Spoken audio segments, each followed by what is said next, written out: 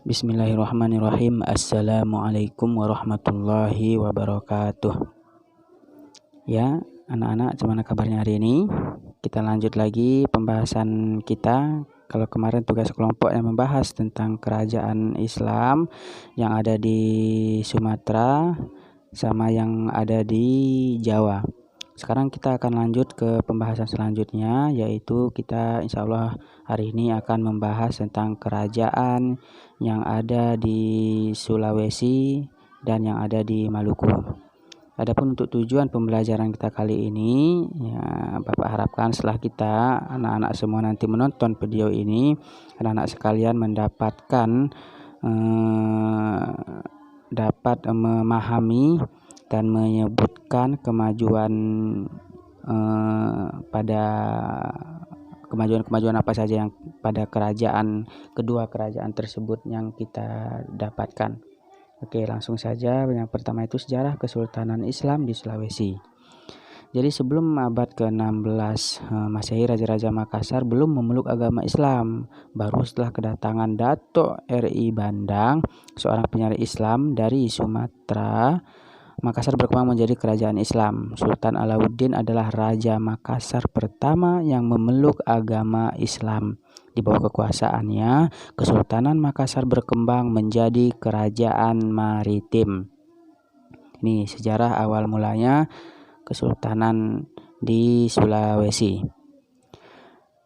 Kemudian kerajaan Makassar mencapai puncaknya itu pada masa pemerintahan Sultan Hasanuddin. Kemudian dalam peperangan melawan VOC, Sultan Hasanuddin memimpin sendiri pasukannya untuk memporak-porandakan pasukan Belanda di Maluku. Ini peperangan dengan Makassar antara Belanda ini melakukan politik adu domba antara Makassar dengan Kerajaan Bone, daerah kekuasaan Makassar. Raja Bone yaitu Aru Palaka bersekutu dengan VOC untuk menghancurkan Makassar. Jadi perang antara Kerajaan Makassar dan Belanda. Kita lanjut. Jadi akibat persekutuan tersebut, akhirnya Belanda dapat menguasai ibu kota kerajaan Makassar secara terpaksa dan harus mengakui kalahannya. Makassar harus mengakui kalahannya dan menandatangani perjanjian Bongaya. Bongaya namanya. Ini dia perjanjiannya, bisa ditengok di bawah. Oke, kemudian selanjutnya sejarah Kesultanan Islam di Maluku. Yang pertama, Kesultanan Ternate. Sejarah berdirinya pusat pemerintahan Ternate terdapat di Sampalu. Raja Ternate yang terkenal ialah Sultan Harun. Hasil utama Ternate waktu itu ialah cengkeh dan pala. Kemudian silsilah Sultan-Sultan Ternate bisa dilihat itu mulai dari Zainal Abidin, Sultan Tarbaji, Sultan Khairun, Sultan Babullah. Kesultanan Ternate mencapai puncak kejayaannya. Kemudian prestasi-prestasi Kesultanan Ternate bisa ditengok itu ada 1 sampai 8. Kemudian kemunduran Kesultanan Ternate. Kemunduran Ternate disebabkan karena diadu domba dengan Kesultanan Tidore yang dilakukan oleh bangsa asing, Portugis dan Spanyol, yang bertujuan untuk memonopoli daerah penghasil rempah-rempah dan cengkeh tersebut.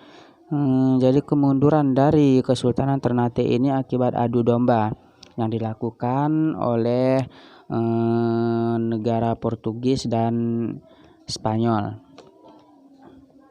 Oke, kita lanjut. Kesultanan Tidore. Sejarah berdirinya Kesultanan Tidore bermula dari peristiwa di daerah Tidore yang sering terjadi pertikaian antar para momole atau kepala suku yang didukung oleh anggota komunitasnya masing-masing. Nah, pertikaian tersebut sering menimbulkan pertumpahan darah. Usaha untuk mengatasi pertikaian tersebut selalu mengalami kegagalan. Kemudian awal perkembangannya ini pada tahun 1471 Masehi, agama Islam masuk di Kesultanan Tidore yang dibawa oleh Ciriliyah Raja Tidore yang ke-9. Sultan Jamaluddin bersedia masuk Islam berkat dakwah Syekh Mansur dari Arab. Nah, ini sedikit sejarah tentang Kesultanan Tidore. Sejarah berdirinya Kesultanan Tidore, kemudian dilanjut awal mula perkembangan Kesultanan Tidore, yaitu pada tahun 1471 Masehi.